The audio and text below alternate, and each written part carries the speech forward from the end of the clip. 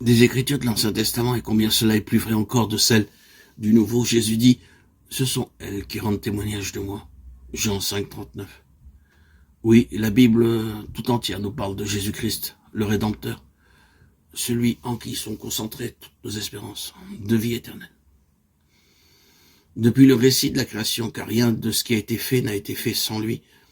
Jean 1, 3. À la promesse finale, je viens bientôt, Apocalypse 22, 12.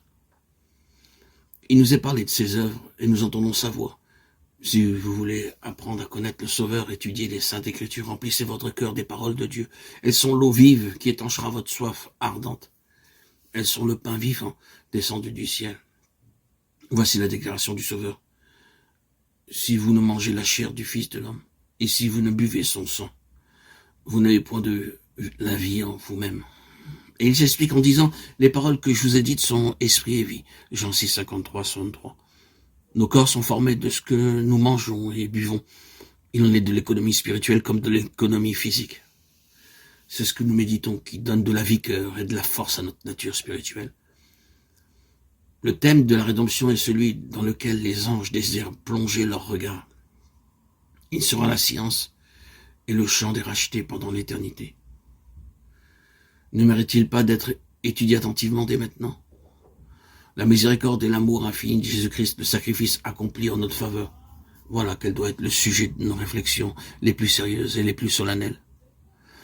Il faut s'arrêter longuement sur le caractère de notre Rédempteur et intercesseur et méditer sur la mission de celui qui est venu sauver son peuple de ses péchés.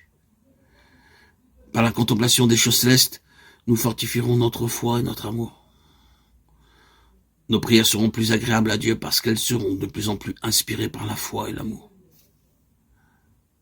Elles seront intelligentes et ferventes. Nous acquérons une confiance plus ferme en Jésus et nous ferons une expérience journalière et vivante de sa puissance pour sauver parfaitement ceux qui viennent à Dieu par lui. En méditant sur les perfections du Sauveur, nous sentirons naître en nous le désir d'être entièrement renouvelé et transformé à sa pure image. L'âme désirera ardemment ressembler à celui qu'elle adore. Plus nos pensées s'arrêteront sur Jésus-Christ, plus nous voudrons parler de lui, et mieux nous le représenterons aux yeux du monde.